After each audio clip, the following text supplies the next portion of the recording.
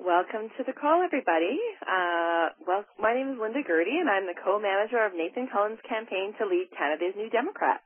I'd like to welcome you to this telephone town hall with folks across the Prairies and the Northwest Territories who are connecting with us right now.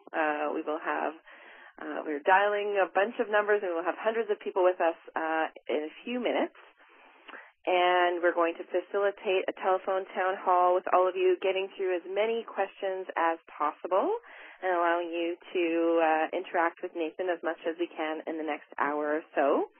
Today's town hall will be facilitated in English, and we do have a French language telephone town hall scheduled on Saturday. L'Assemblée publique d'aujourd'hui est en anglais. Il y en aura un autre en français plus tard cette semaine. Alors, pour participer à l'Assemblée francophone, s'il vous plaît, visitez le site nathancullen.ca ou la page Facebook pour les détails. Merci beaucoup. And this is going to be our English language telephone town hall with folks across the Prairies and the Northwest Territories. We're really excited to have you all on the phone, welcome you warmly, and we're going to allow you to ask Nathan questions over the next hour or so. You can do that by pressing 0 on your telephone, and we're going to get to as many of you as possible. So if you have questions for Nathan, you can go ahead and press 0 on your telephone now, and you will be connected. And we do have some questions from Twitter also coming through, so you can submit questions that way as well. And for the time being, as folks are just connecting to the call, I am going to throw it over to Nathan to say hello to you all. And just remind you that you can press 0 on your telephone at any time to be connected with us and be able to ask Nathan a question live. You're on a telephone town hall with folks across the Prairies and the Northwest Territories. So I'll now throw it over to Nathan Cullen, candidate for the leadership of the New Democratic Party. Thank you so much, Linda. That's great, and welcome everyone to our telephone town hall. This was only made possible because we are the little campaign that could. This was made possible only because people in the last couple of weeks have donated to this campaign and our cause in unprecedented numbers, and I'm humbled by that support.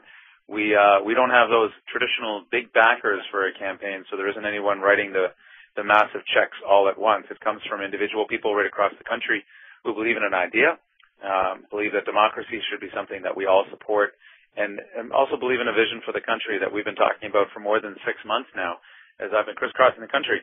I've spent a fair amount of time in the Prairies and gone up to Yellowknife as well and across to the Yukon and all points in between. I'm just missing Iqaluit on my list. That's the last place in the country I've yet to go to, and I'm humbled by the support and also encouraged and reminded that the progressive movement in Canada, while living under the cloud of a Stephen Harper majority, is not daunted, is not phased, and is willing to take on the next fight. We've talked about bringing that progressive majority together. It's through cooperation. We've talked about having an energy plan that actually works for Canada. We've talked about having a manufacturing strategy so that we can have people putting food on the table coming home from a value-added job and stop with the madness of having all of our export strategy be based on raw resources going out the door. I live in northwestern British Columbia, where I've been an MP for the last 8 years. It's taught me a lot about politics. It's taught me a lot about the importance of First Nations at the table, respecting the rights and title, and understanding the partnership that's required, and it's thankfully become an issue for this campaign as well. So whether it's fighting bad pipelines across northern BC and into Texas, or creating those kinds of jobs that we all want to see, we know what we need. Now we just need to talk about the pathway to get there. And I look forward to your questions. I look forward to the comments as well, because there's never a question without a comment with New Democrats, and that's about right. And I'll pass it back over to Linda so we can get things rolling if we have a few questions to start us off. Great. Welcome to the telephone town hall with folks across the Prairies and the Northwest Territories. My name is Linda Gertie, and I'm the co-campaign manager for Nathan Cullen's campaign. You are being connected to folks across the Prairies and the Northwest Territories, and we are encouraging you to press 0 on your telephone if you have a question for Nathan that you'd like to ask. We're going to get through to as many of you as possible now and encourage you to ask your question live. And you can also submit questions on Twitter through the hashtag Cullen Town Hall, and we'll go to as many of those as we can as well. I do have one coming in on Twitter from Litwall. We'll take that question first. And it reads, do you feel that there's any risk that cooperation with the Liberals could lead to a liberal government? Go ahead. No, Nathan. I don't think so. I think what we've talked about, first of all, just to explain the cooperation plan, because I think it's important to have the details on the table. We've suggested in the conservative ridings that are across this country, 167 of them, we would offer up a decision to local New Democrats. So the decision would be made at the local level in the constituency as to whether or not to hold a joint nomination meeting with Liberals and Greens. I would expect us as New Democrats to do what we do, which is organize, because that's what we're good at, win those nomination meetings, and regardless, put forward a progressive candidate that can beat the conservative incumbent, because these are not our parents' conservatives. These folks that are sitting in government right now are not just looking to lower the tax rate by a percentage point or two for big business. They're looking to undermine the very nature and fabric of government. That I've been speaking to people in the civil service that work in government, and they've been under constant and steady attack from day one. We've also seen the government unwilling to put a vote to farmers around the wheat board, or at the very least respect that vote. And I think cooperation is a Canadian value. And we've seen as New Democrats that when we've cooperated in the past, Canadians have rewarded us. When we put a 2005 budget together, people said that we would be punished politically, and that wasn't the case. When we attempted to form a coalition government, people said you would be punished, and in particular in Quebec, and that wasn't the case. So if folks are asking me if I'm willing to work with other parties in a coalition government, absolutely. I think that's the way our system is meant to work. And the first priority of that government will be to introduce proportional representation so that every vote counts, regardless of where it's cast in this country. And that's something that I think Canadians will finally absorb and embrace, which is an idea that their voting system can actually work for them. So, no, I don't envision the scenario as my friend pointed out on Twitter, but I'm absolutely open to the conversation. But thanks for the question. Sorry about that. I was on mute and chatting away. If you're connecting with us now, you're on a live telephone town hall with Nathan Cullen, candidate for the NDP leadership, and there are still folks connecting with us from all across the Prairies and the Northwest Territories. We are happy to welcome you to the call and to take your questions. And you can submit your questions by pressing 0.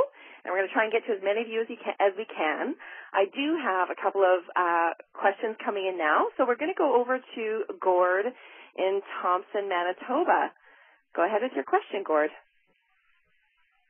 Hello, Nathan. The best of luck hello. to everybody, all the candidates. I'm just wondering, like the oil companies, they get a lot of tax breaks from the federal government. Why can't the new leader NDP require the big oil companies to build refineries in Canada when the NDP for the federal government? Would it create jobs in Canada? Yeah, it's an excellent question. Let me speak to what the reality is right now, which is not much of a balanced reality. We this year, as Canadian taxpayers, gave oil sands companies almost $1.5 billion. It's $1.5 billion. Not even in just tax write-offs, which they got as well, but just in direct subsidy into their programs. And of course, these are some of the most profitable companies the world has ever known. We've talked about taking that subsidy away. It's obviously not necessary, and in fact really hurts the whole economy. It's created us into a petroeconomy, which then hurts manufacturing and any of the value added that we talk about, whether someone's trying to run a lumber mill or have value added to the mining sector or the automotive, aviation, on down the line. So we've said that they don't need those tax breaks. What we do need is incentives and encouragement for companies that do want to work in Canada and create those jobs. And for those that want to pick up shop and skip town, skip the country, any of those tax breaks they've been given over the last number of years, they should pay back. And we would use that money to encourage the businesses that are doing right by the Canadian economy and trying to keep jobs here in the country. So, yeah, we need a little rebalance on the whole thing, and we're not going to get it with the Conservatives. So let's put a government in that actually understands the need to have a little bit of sensibility when it comes to our tax code. Thanks, Nathan. We're welcoming still lots of people to this town hall across the Prairies and the Northwest Territories. We're thrilled to have you with us, and it's really only possible because of the donations and financial support of folks like yourself. You can press 0 at any time on this call to ask Nathan a question, and we're going to try to get through as many of your questions as possible. You can also submit questions on Twitter. And if you wanted to get involved with the campaign, you can press 1 to indicate that you're interested in volunteering. And you can also press 7 if you're able to make a donation today, and you'll be connected to one of our team members as well. And I can see another question coming in from Yellowknife. Go ahead with your question, Lorraine. Hi, Nathan. It's Lorraine from Yellowknife. The Harper government seems pretty committed to building pipelines and developing this tar sands, and the world is addicted to oil, and the Harper government seems to want to build more veins to inject oil into. So I'm wondering what kind of national energy policy that you would develop if you were Prime Minister of Canada. It's a great question, and you're right about the addiction. It seems that when dealing with such a thing as an addiction to something like this, it doesn't matter what the costs are, as long as the addiction is continually fed. So these pipelines, I live and represent northwestern British Columbia, where the so-called Gateway Enbridge pipeline is being proposed, and not even just proposed, but ran through by this government. They're talking about getting rid of the environmental assessment process. They're talking about changing the process midstream. They're also saying that regardless of what Canadians say about this, the project's going to go ahead. And whenever any of us raise our voice in opposition, we're called radicals and enemies of the state. So clearly the way, the government even just talks to Canadians about things like energy needs to get a whole lot more respectful and a little bit more balanced, that it's not just the oil companies dictating all of our foreign and energy policies, which is what's happening right now. We've been looking at this for a number of years, so that's the good news. We actually have a plan in place.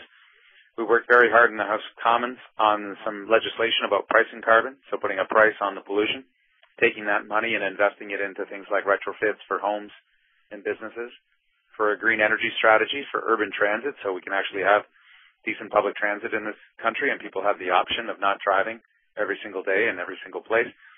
So we've talked about rebalancing the economy such that we can build the green economy we've so long wished for. That's the only way we're going to get off this addiction. But, the very definition of insanity is to continue to do the same thing and expect different results. The things that we're doing right now to the planet are having impacts and are going to for generations to come.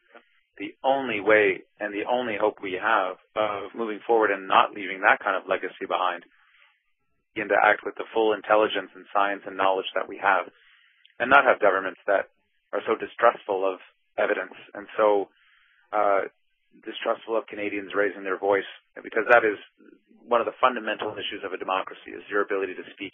So we'll do our fight on this pipeline, but we need that broader energy strategy so that we don't have to keep having these fights and we can finally talk intelligently about our energy resources. Thank you very much for the question. Thanks, Nathan. If you're just connecting with us now, and there are folks who still are, you're being welcomed to a telephone town hall with folks across the Prairies and the Northwest Territories, and you have a chance to meet and connect and ask questions to Nathan Cullen. And you can do so by pressing 0 on your telephone. And we are really, really, really glad to have all of you on the line with us today. I can see the numbers climbing. It's very exciting. And I can go ahead and take another question now from Ronald in Moose Jaw. Hello. Hi, Ronald. This is Ronald Silvers, and I am extremely concerned about the fact that for decades, the age group of 18 to 25 has not been voting in fair amounts. They have very, very low voter rates. I would like to ask Nathan Cullen what he will do to encourage to actually get that age category into the voting pattern, because when they don't begin to vote at that age, it is likely that they don't vote through their whole lifetime. And by the way, I am 78 years old. Very, very good question, and thanks for it, Ronald. Know me by my actions, I suppose. We ran in my first term as MP and years since then a contest within the high schools. So these are almost entirely young Canadians who cannot yet vote in federal elections. And the competition, we called it Create Your Canada. And we had these young folks write a bill, an idea on something to make the country better. And the winners, we would pick a few winners, and I would fly them to Ottawa and introduce their idea as a piece of legislation in Parliament. And it was incredibly successful, not just because the kids got excited and motivated and turned on to politics and what was going on in Parliament, but because they also brought us some fantastic ideas. And Lord knows the Parliament needs as many ideas, especially the good ones, as we can get. Now, I point that as an example. That is not a silver bullet to the question that you asked, but it's a way of actually honoring the voices of young people and saying that we're not going to pat you on the head. We're not going to just tell you it's your civic duty, but we're going to listen to the things that you say. We're going to include you in the decision making, because how is it that the most connected generation in history, which is what this generation is, they are connected in ways that were not even imaginable a generation ago, are yet not connected as much as they ought to be to politics and to their governments. So I also believe that we have to encourage voting patterns earlier. I think we should have a conversation about the voting age. I think we should look at ways to have young people going with their parents early on and voting and going through the process, even if their votes are counted in a youth vote. I think that would be something Elections Canada should do. We could look at and establish those patterns, because once we know once they're established, young folks will tend to vote the rest of their lives. If you don't get them early, if you don't get them young, then they tend to see it as a foreign object, and we can't have that, because if people don't vote, they don't look at politics, they don't keep us in check, and they don't keep us honest, and that's when the system starts to crumble, and people just are left feeling cynical, like we see with the robocalls that are going on right now. Thanks so much for the great question, and welcome to all of you who are just joining our telephone town hall for the Prairies and Northwest Territories. You can press 0 at any time to ask a question to Nathan, and you can also send us your questions on Twitter, and we're really glad to have you all on the line. We're going to take a question from Sheila in Calgary. Go ahead, Sheila. Hi. This is Sheila Stacey. I'm wondering, I recently went to a talk by Dr. Vandana Shiva, and my question relates to something she discussed with regards to women's involvement in politics. She believes that women will be the change in politics and the political scene. I'm wondering, Nathan, if you are elected, how can you encourage not only the youth vote, but also greater participation of women in the political scene? Because I do believe that they will be a further and greater change in the way we see politics. What do you think?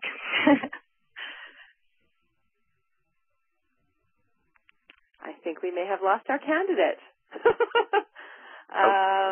Hello. No, go ahead. Good. Sorry, I'm not sure why it was muting. It wasn't on my phone. Lucky you to be able to go to a Vandana Shiva talk. That was, she's one of my heroes. She's been able to articulate many of the things that I've often thought of. So in terms of women in politics, I think we have an environment right now in politics that's particularly unforgiving for women who get elected or seek election. We have we certainly have a very machismo government in office right now that seeks almost purposely not to address the issues facing women in particular. Also, the tone and the tone that we tolerate within our politics is one that seems to in particular offend women and not attract them into the conversation. And we know that through polling. We know that through a lot of the work that we've done trying to attract women candidates into the field. Jack was an incredible role model as a male leader who was able to encourage an incredible number of women to get involved. I worked in development work for years in South America, Central America, and Africa. And the experience that I had there was that women were often the leaders of change in almost all occasions. And without recognizing that, I think we fail our system. So in terms of specifics, I've looked at some of the plans put forward by other candidates and encouraging women into the nomination process. We have certain strategies within the NDP. But I think we have to go further than that. I think just simply asking people to come in, is not enough. I think we have to actually set a tone and an environment in which we're dealing with the issues that are facing women, and we're dealing with them in such a way that women feel like they could see themselves in that conversation. If we don't do that, then it's almost by design and by intention that we continue to keep women out, who, as you said, the world over are often the change agents, and we need some change agents within our politics. So I'd be open to even more ideas than the ones that we've presented, but know that the tone and approach that I take to politics is one based on a much more respectful dialogue and the ability to actually have some decent common sense conversations go on rather than the chest-thumping machismo that we see day in and day out. Thanks for the great question. And we're actually going to go over to Twitter. I can see lots of you live tweeting and sending us your questions that way. And if you're on the line with us, you can press 0, and we're going to try and get to as many of your questions as we can on the line as well. For the moment, let's go to a question from Neil Gray on Twitter, which says, Nathan, the last time the NDP had a leader from a rural riding, we lost seats. How can you overcome that challenge? That's okay. I will take some umbrage to this. The challenge we have in looking at where people come from is an important one. As somebody who grew up in the biggest city in this country and lives now in one of the smallest communities, I understand the urban-rural divide, and it's important for us to understand that unless we bridge that divide, the country is weaker for it. So while some might say if you elect somebody from a small community or a rural part of Canada, that automatically disaffects those that are living in the city, it's simply false. But secondly, wherever you live in the country, whether it's in English Canada or French on the east or west coast or in the middle, what we need to elect is leadership that is able to understand the significant and real differences between Canadians, but also be able to unite us in those common elements that we each find within one another, the desire for a decent job, the desire to have a clean environment that we leave behind for future generations. And I know, having grown up in a city and living rurally, where those common points are. And I think the antidote to what's happening in the House of Commons right now is not more cynicism, not more negativity, but finding those common values, those common purposes, because people are hungry and almost desperately hungry for something else than what they see on the news tonight. And I think we're going to be able to provide that. Thanks so much, Nathan. For all of you that are just joining the call, you're on a telephone town hall live with Nathan Cullen, and you can press 0 at any time to ask a question. We're going to get through as many of your questions as we can. We're really excited to have you on the line, and the only way that we're able to do this is because of the kind of grassroots donations that have come from folks like yourself. If you press 7 at any time during this call, you'll be connected with one of our team members if you're able to make a donation today. And you can also press 1 to get involved with the campaign as a volunteer over the next 10 days or so as we go through to the election. So let's go over to Ruth in Regina. Go ahead with your question, Ruth. Hello. Hello. Hi, this go ahead. Is Ruth. Yes, hello. I'm wondering how you would outreach to groups or non-political groups that have objectives, values very similar to the NDP, groups like welfare rights, anti-poverty groups, environmental groups. There's all kinds of groups, and most of the people that are active in these are non-voting, non-political people. And I'm wondering how we can reach them. Let me speak to that. It's a fantastic and insightful question. I think if you look at the way we've run our campaign, a lot of the support we've been able to receive, both in new members joining the party and people donating to the campaign, have actually come in part from long-standing current members of the NDP, but an equal measure of people that have never joined the party, and a lot of them come from those same groups you talk about. I think the one thing I would challenge you on is that these folks are quite political. They're not partisan. They have different political allegiances when they go into the ballot box, but they're very political and caring about what happens with our country. So the approach that we've taken, frankly, and explicitly, has been to be less partisan, to find ways to say we are proud new Democrats that seek those values that Canadians reflect in us, and then establish the common ground in order to build up the next movement. And I think what we're headed towards in the future is increasingly less partisan activism that the young people that I know certainly, but people of all age spectrums, want to see change and don't often look to the party politics, don't often look to Parliament enough. And we have to convince them, and not just by fancy words, but by real action, that we are able to identify as a political movement the importance for us to, while being proud of our political and partisan history, understand that most Canadians are not in fact partisan, who vote one way one election and maybe another way the next, or not at all. Yet almost everybody is political because they care about the things that you mentioned. They care about the things that we're talking about on this conference call. So all of those things combined means that we have to have a different vision of politics, and one that is inclusive, not exclusive.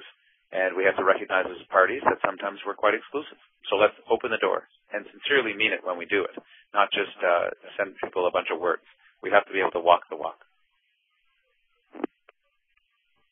Fantastic. What a great conversation. So we're welcoming everybody that's joining the call now. You can press 0 at any time to ask Nathan a question. We have lots of people waiting to ask questions, so we're going to get to as many of you as we can. And I can see we have another question from the Northwest Territories. Go ahead, Sandra from Yellowknife. Hi, Nathan. It's Sandra Lockhart calling. My question is I'm concerned about the water. I'm paying more and more attention to how it's being privatized and, and being commercialized. And now I'm paying attention to how the Conservative Party is looking at regulating water on First Nations land. So there's a question of jurisdiction here. And what are the NDP, if you're the leader, Cullen, and as a member of NDP, are you going to do to ensure that First Nations keep their jurisdictions with their own land and with their own water for protecting water for Canadians? It's a great question. There's also a treaty being negotiated right now, and it's in its final stages with Europe. And in that treaty, Canada explicitly gives up the idea that we will have water as a public resource and right. And this is a negotiation going on behind closed doors. Only a few civil servants and some people in the political circle of Mr. Harper are involved, and Canadians are not being told. And my fear is that this thing is going to come to Parliament very quickly, and the government is going to try to ram it through like they do every other piece of legislation. So how do we stop it? Both in our trade deals and also on First Nations territory and the reserve system. I think the way that we stop this is we take it out of Parliament. I think we take this to those same groups that we were talking about before, the Council of Canadians, the Sierra Clubs, the First Nations groups that are all across this country, and say, if keeping water as a public asset is important to you, we need you involved now. And we know this is effective because this government is interested in one set of jobs in particular, and that's their own. And when we're able to show and prove that Canadians are going to vote on issues that matter to them, like this one, and put the fear of God, frankly, into some of those Conservative MPs, they react. We saw it with the potash decision when the government wanted to sell off potash to the Australians. We saw it recently with the Internet Invasion Bill, where the government was going to allow police and the government to look in at all of your Internet and email exchanges without a judge ever being involved. And only because Canadians reacted. In potash, the case in Saskatchewan, but also across the country. And on the Internet bill, certainly online, but also in real terms, did the government step away. So the fight that we have is actually one that must engage Parliament and all the tools that we have there. But in equal measure, and maybe even more importantly, outside of Parliament, where people are having the conversation around the kitchen table and say, here is where we organize, here is where we get active, and here is where we're able to push the government back in a forceful way. Because I think if we have political movements like that, history has shown that they will respond and step away from their most egregious proposals, and this one is a pretty bad one. Thanks so much, Nathan. And thanks to all of you for being on the line with us today. You can press 0 at any time to ask a question, and you can also press 1 to get involved with the campaign as a volunteer, and press 7 to make a financial donation. You'll be connected with one of our team members. And we have another question from Saskatchewan, not Saskatoon, but Carlisle. Go ahead with your question, Todd. Thank you for taking my call, Mr. Cullen. What I was curious about is, of course, we've seen spiraling health cares in provinces having to deal with these increased costs and so forth. As leader and hopefully next Prime Minister, what would you see in terms of an evolving role for the federal government in healthcare provision? Todd, I like how you talk. You know, these are issues that matter in the day-to-day lives of Canadians, whether they are facing healthcare concerns or someone in their family. Well, we know the approach not to take, right? And that's the one the government is taking right now, where they walk into a meeting of health ministers, slam down an order, and then walk right back out of the room. This is a shared jurisdiction with the provinces. That means we share certain rights and responsibilities. The main role of the federal government is that we collect taxes from Canadians to have a public health care system. Now, we have a number of provinces that are they are encroaching upon the public nature of our health care and allowing more and more private medicine and even pushing public dollars into the pockets of private investors who are running private surgeries, private walk-in clinics, and on down the line. If we want to maintain the integrity and health of the healthcare system, we need to actually enforce the Canada Health Act. So we need a 10-year plan. We need a deal that stabilizes funding so provinces are there. And we need to actually follow through on the commitments that governments have made forever about reducing wait times and becoming more efficient, because there are actual efficiencies. I've seen the administration of our public healthcare system explode. I've seen the costs that we pay to pharmaceutical companies also rise dramatically. And in both of those cases, and those are two of the biggest growing costs we see in the healthcare system, there are solutions. And there are countries around the world that have tackled these problems and come up with very innovative ways to keep the system public and control costs and actually deliver more of the money to the nurses and the doctors and the people actually performing healthcare. So on both of those fronts, I think that a clear and cogent plan is necessary, but we need a government that believes in healthcare and public healthcare, and we don't have one right now, and it's obvious and evident in the way that they treat the provinces and they treat Canadians. Welcome to all of you to our telephone town hall. If you're just connecting with us, there are folks calling back in, I can see. So you're connecting with folks across the Prairies and the Northwest Territories and with a candidate for the NDP leadership, Nathan Cullen. And we're going to go over to Susan in Brandon for the next question. Hi. I'm having a difficult time narrowing down my choice for leader. I haven't had a lot of time to listen to all the debates, but why should I choose you, Nathan, as my first choice when I have to make that? Thank you for the question, Susan. I love the question, and this choice should be a difficult one, frankly. While I sympathize with you, I'm glad that it's hard, because even for folks who have been paying a lot of attention, sometimes the choice is challenging. What I'd say about me is, and you can find a lot of what we've said and done on our website if you do find some time to take a look at some of the videos, some of the speeches and whatnot. It'll give you a sense of how I approach some issues that we don't get to on this call.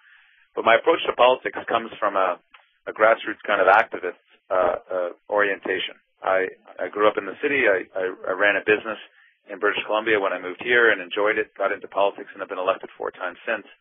But a lot of my politics is still informed by the work we did in South America and Central America and in the downtown east side in Vancouver, and places where politics has often failed people, where the political elite don't really understand the hopes and motivations of the average citizen. I also believe that my time as MP is demonstrated in the way that I organize. We treat our opponents with respect. I think politics has to once again become a noble profession if we can seek that out, because when people lose hope and faith with the robocalls and the scandals and the accusations from government, they lose faith in all political parties and all political actors. It doesn't just go one way. So we need to restore a bit of dignity. If you're looking for someone who's going to go in and kneecap the Prime Minister every day and try to bloody the opponents and be more vicious and more partisan and yell louder, you'd best be voting for somebody else, because it hasn't been my approach. I think we need to be very hard on the issues and very direct with the government. I think we need to welcome more people into the tent and not be exclusive.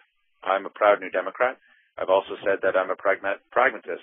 And what I want to ensure is that whatever we do in the next 3.5 years, we set up the circumstances and the scenario in which this government does not get a second majority mandate. But we have to appreciate these folks are not our parents' conservatives. This is a different animal. And I'm a strategist and an organizer and a campaigner. I've got some very clear ideas about how I think we should organize ourselves, start to put more resources from the NDP out into the field, as we say, and start to organize now for the next election, not wait until 6 months before. So that's a little snapshot. That's what's on the top of my mind today, but good luck with your choice. And like I said, it should be a hard one. There's some really good candidates in this field, and this is an important choice for us to make. We got to get this one right.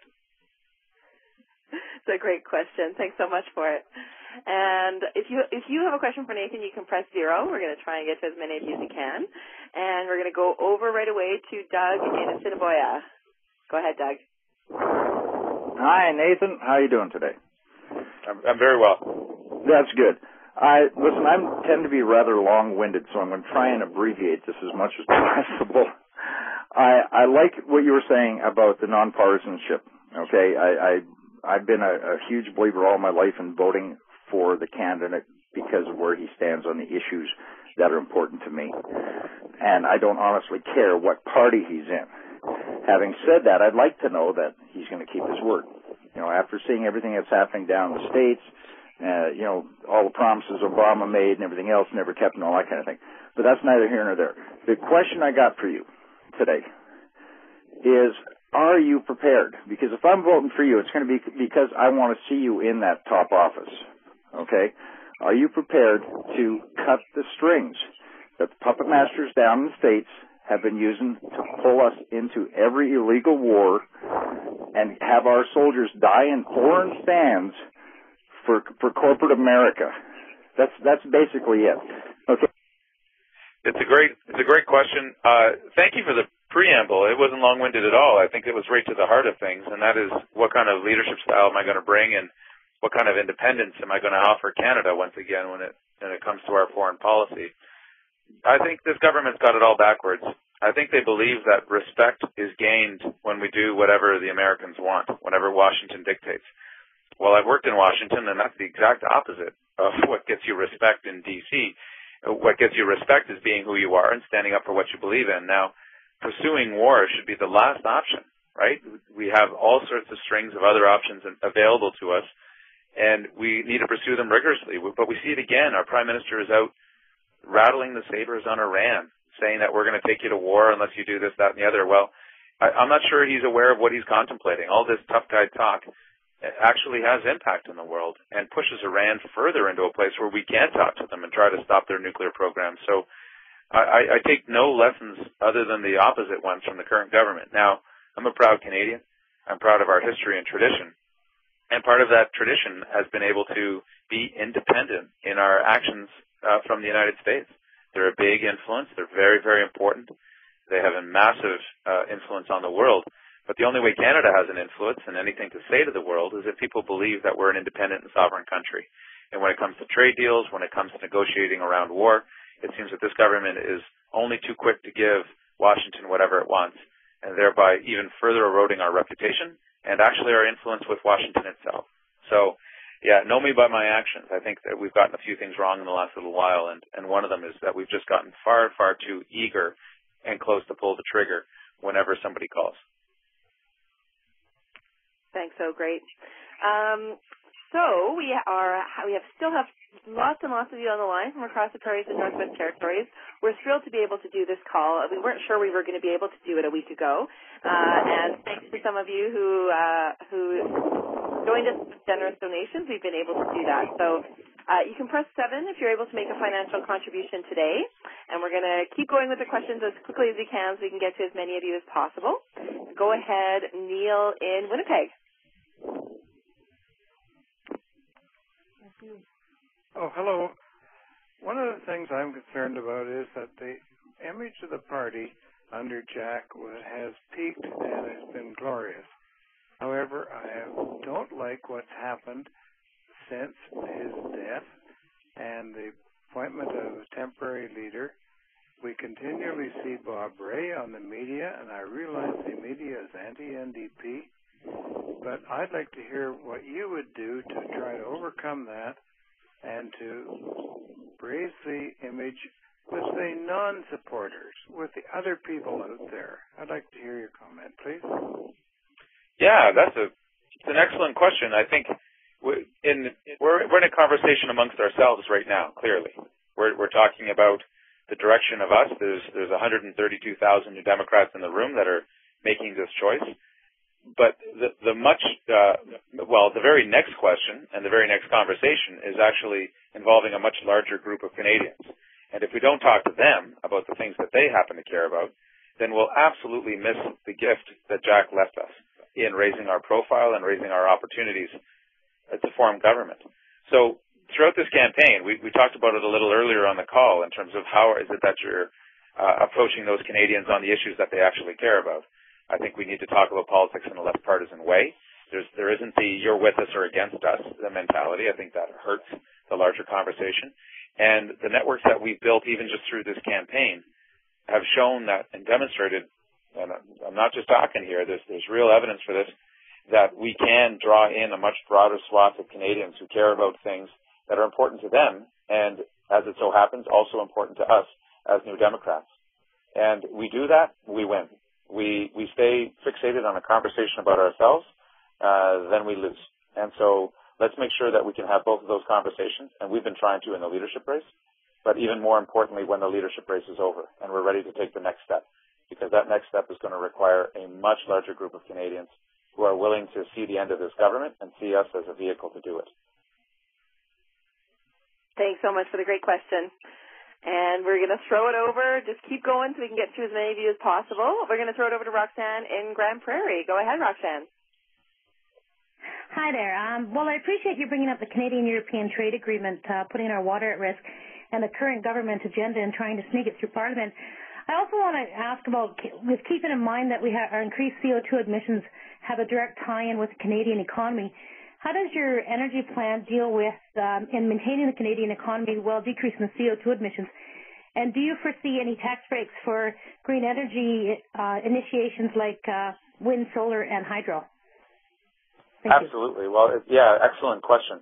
And what strikes me, I was the energy critic and environment critic for this party for a number of years, and I'm just amazed that when climate change was a crisis in 2005, everyone was talking about it, and now we're many years beyond that.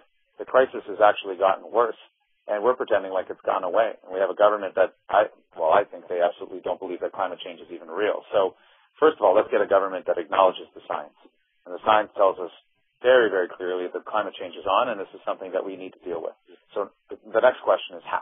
And the how, thankfully, we have a lot of that work done already. Jack and I worked very closely on a bill called C-30, the Clean Air Accountability Act.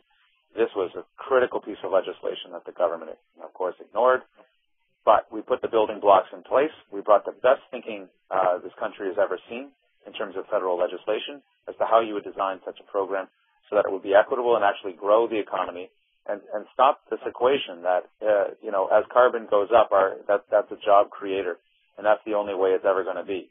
Well, that's killing our planet, and as it turns out, it is also massively distorting our economy. So can we do better? Absolutely. What's it going to look like? Well, we have a lot of those pieces in place. We also need to borrow and steal, frankly, the best and most innovative ideas from some of our allies in Europe that have figured out a great deal of this, have gone through the trial and error of what it is to form a real climate change and energy plan, and not pretend that we're somehow special and need a particular program that's never been seen anywhere else on the planet. So let's take the brightest and best thinking. We have a bunch of it already, and let's move on with it, because the planet just doesn't have the time to wait, actually. While politics has failed climate change as an issue, we as a party must acknowledge and put it back onto the agenda, because a crisis then is certainly a greater crisis now, and we owe it to those that we represent and those not yet born to get this one right.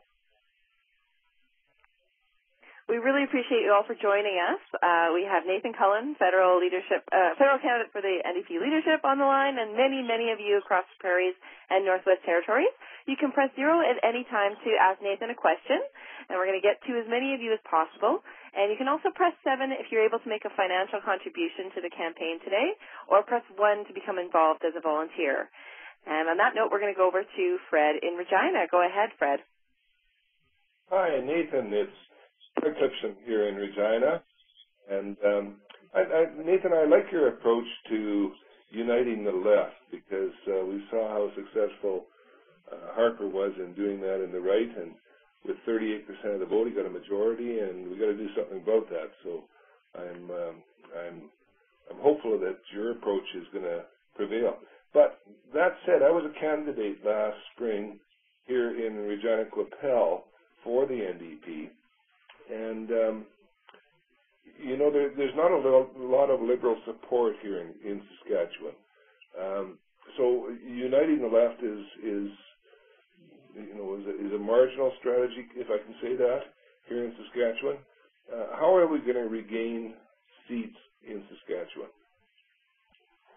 It's absolutely right. Fred, your question's bang on.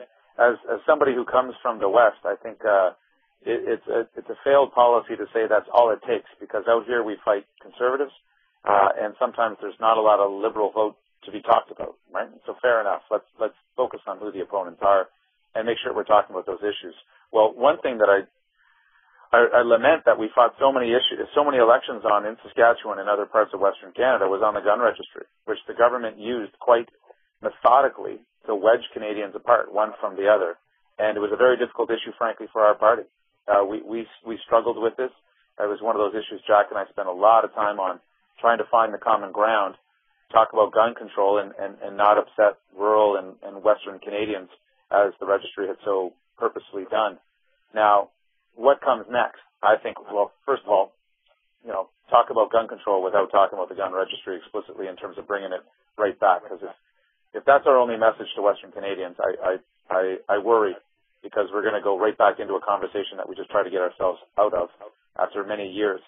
Secondly, I think we need to bring home the impacts of the wheat board and the decision and what that means for farming families, that under this government, we will see what the end of what's left of the farming community and the family farm. And if we can't organize and excite people around that idea, then shame on us, because this one is central to who we are as Canadians and certainly central to the communities. Last thing I'd say is that we need to design our campaigns and strategy for the Prairies, not in Ottawa, but in the Prairies, because folks like yourself are dealing with those issues up front and know when our campaigns have hit the right notes and when we sometimes hit the wrong notes. And I can tell you explicitly, as somebody from the West, there were times that were very, very frustrating as you try to get issues through to the guys in Ottawa, and they say, well, it's not what Canadians are really talking about. Well, it's not what some Canadians are really talking about, and some of them are living in the bubble in Ottawa. So when I talk about putting resources out into the field, I mean putting bodies and resources out into the field. That's the way we start to organize and take folks back, not by having another dozen staff working for the leader in Ottawa. I don't think going to do the trick. Let's get them out where they can really make a difference, where the knowledge is about how our campaigns have to look.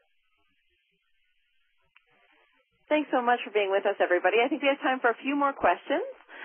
So I'm going to go over to Richard in Winnipeg. Go ahead with your question. Hi. My question is about our footprint overseas. We're a pariah around the world, and especially in mining, where Canadian mining companies cause so many environmental and human rights abuses in other countries with no consequences here.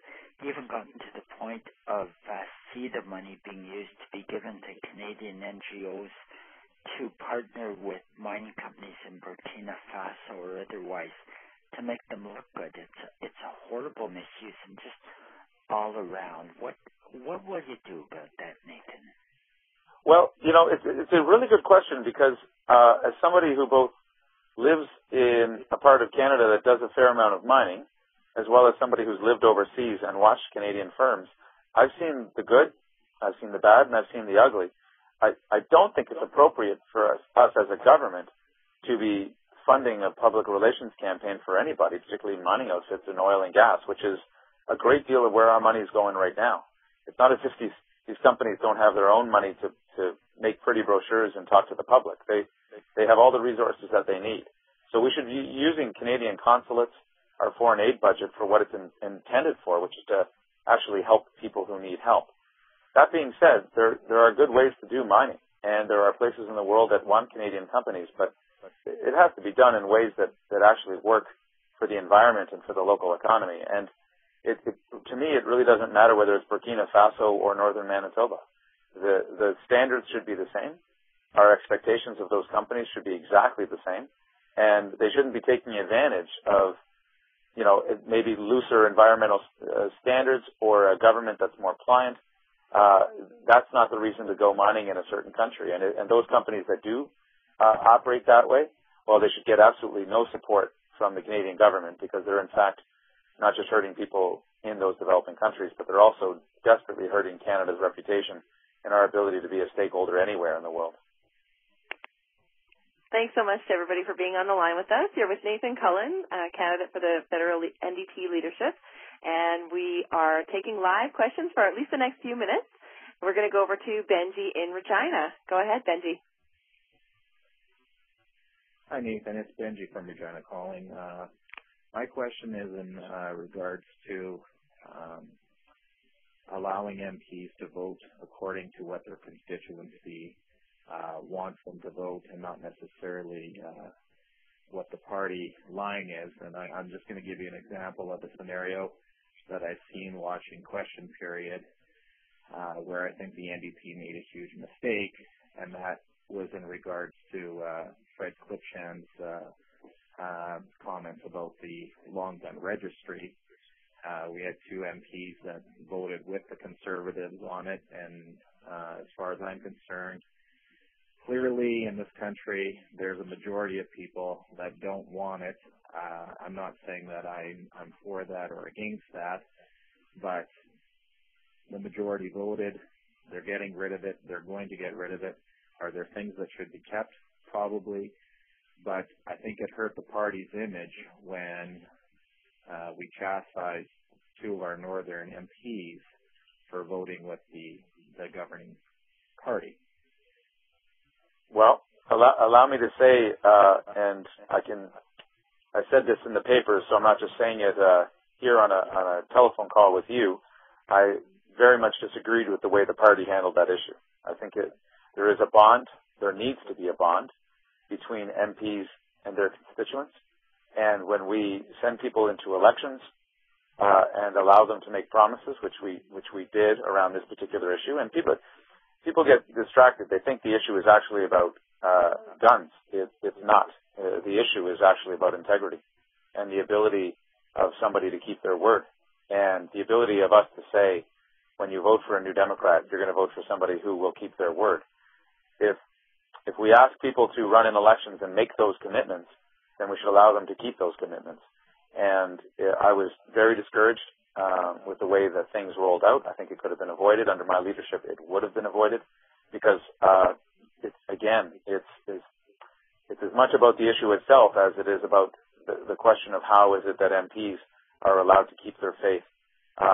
Because Canadians will tolerate a lot, but when they have their faith broken again and again, and feel like MPs work more for political parties and for leaders than they do for them, it just puts us into the category that we don't want to be in. It puts us towards arrogant governments and governments that don't allow their MPs to do what they need to do. So, yeah, I felt a great amount of discouragement that day. I think we can do better. I know we will do better. Other issues will come up. This is not necessarily, as much as we'd like to hope, a one-time deal. And we need to make sure we have leadership that respects what it is when someone makes a promise about an issue that matters to people in their ridings, and allows them to keep that promise, because it's something that we have to equip people with. Thank you, Nathan, and thanks for the great question. You're on the line with Nathan Cullen and thousands of your fellow Canadians from across the Prairies and Northwest Territories. And we are coming to the end of this town hall. Let's see if we can squeeze in one more question from Diana in Yellowknife. Go ahead with your question, Diana. Okay, my question, hi Nathan, this is Diana, and I was kind of surprised by this town forum, so I hope I can be clear. The question is about water, and Water Week coming up. So much of these national promos are kind of lip service, because what is your position on the tar sands? The NWT has the most pure water in Canada, and the Mackenzie Basin is being compromised. There's cancer in Fort Saskatchewan, et cetera, et cetera. When will we put our environment into the economic equation? In the 1800s, Lincoln put an end to slavery, and if I can use a metaphor with slavery, he was unpopular for this. It seems like the environment is our 21st century equivalent of slavery, because our economy is dependent on the use of the land. You put that in very powerful terms. We, for years, have known that neither the government nor industry was actually doing any monitoring of the water resources and the impacts on water in the oil sands, and that was absolutely by design, because if you don't monitor, there's no problem, yeah? We've talked about clearly changing that and working with people on the ground in Fort Chip. I was in Fort McMurray just a little while ago as part of the campaign, and there is a strong willingness from the communities there to have a couple of things. One is certainly some kind of health monitoring, some environmental monitoring, so that they can actually prove the case of what's actually going on, which is what they see in the cancer rates, and have a government that's not openly hostile towards the health of certain Canadians just because of where they happen to live, it being a place that the government wants to exploit. Now, in terms of the overall policy and how we treat the oil sands, I think that's absolutely critical that we get this one right. Some folks will say, well, we need to shut it down right now. I hesitate because here's the truth of the matter. If somebody walks in tomorrow morning and issues a decree shutting down the oil sands, you then face a lawsuit the size of which we've never seen. There is a legal right to operate. We have to talk about how we monitor, also how we control and contain. We've set these oil pipelines that are planned to go across northern BC and into the southern U.S. that will be exporting raw bitumen, put an already over-accelerated project into hyperdrive. And it's not something either the economy or the environment can sustain. So let's talk sense. Let's talk truth to power in this. And let's make this a national conversation rather than a conversation where it pits Alberta against the rest of the country, because, well, we know how people react when they feel like they're being constantly slammed by other Canadians. They tend to get their backs up, right? That's a natural thing. So the way that we do that is by having a respectful tone in the dialogue and actually putting, for once and for the first time in this country, a plan in place. The energy companies I work with are open to this. We even see in parts the Alberta government. I don't necessarily entirely trust it, but it's the beginning of that conversation. We need to actually put something on top. But we have a Conservative government that simply doesn't care, doesn't see this as a priority. And under that government, there's no hope for any of the things that you talked about being discussed or, in fact, changed at all. And Lord knows we need to change. Thanks so much, Diana. That was a great question to wrap up this town hall with Nathan Cullen. I want to thank all of you for being with us today. I know Nathan has an event to get to tonight, so we have to let him go. And I know there are lots of you that still have questions that you wanted answers, so we definitely still want to hear from you. You can connect with Nathan on Facebook and Twitter and through our website. And if you are able to make a donation, you can press 7 and speak to one of our team members. It's a critical time in the campaign, and anything that you can contribute would be much appreciated. We've had lots and lots of people giving small amounts of money from across the country, and that's made a huge difference to our campaign.